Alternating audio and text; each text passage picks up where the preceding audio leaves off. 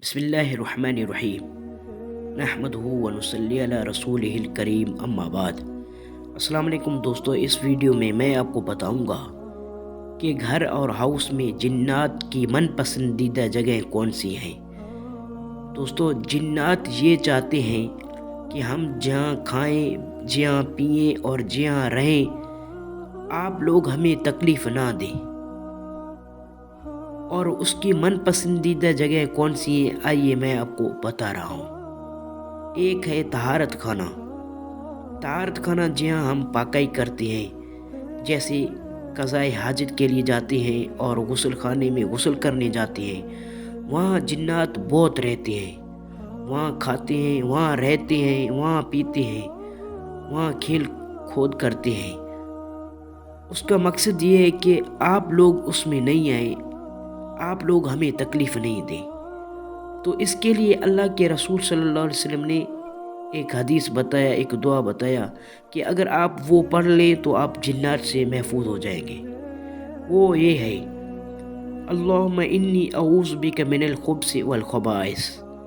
ऐ अल्लाह, मैं नापाक जिन्नों और नापाक जिन्नियों से तेरी पनाह चाहता हूँ। आप जब भी गुस्ल खाने और क़ज़ाए हाजत के लिए जाएं, ये दुआ पढ़ें, आप महफूज हो जाएंगे। दूसरा है गाने बजाना। जब भी कोई गाना बजाता है, वहाँ जिन्नात आते हैं, वो भी उसका पसंदीदा जगह है, तो आप वहाँ नहीं बैठें और गाना भी नहीं बजाएं। और तीसरा है खेल खोद की जगह। खेल खोद की जगह पर जिन्नात की पसंदीदा जगह है, वहाँ आप खेल खोद ना करें तो बेहतर है। अगर आप जिन्नात को तकलीफ़ देंगे तो जिन्नात आपके जिस्म पर हावी हो जाएंगे, फिर आप बहुत बड़े परेशान होंगे, जिन्नात हम कैसे निकालें। और चौथा जगह है वो जगह जहाँ तस्वीरें ज़्यादा हों, किसी जानवर का तस्वीर लगा हुआ हो या किसी आदमी का, जहाँ तस्वीरें बहुत लगे हुए हों घर में, वहाँ भी जिन्नात बहुत ज़्यादा आते हैं, वो भी उसकी पसंदीदा जगह है।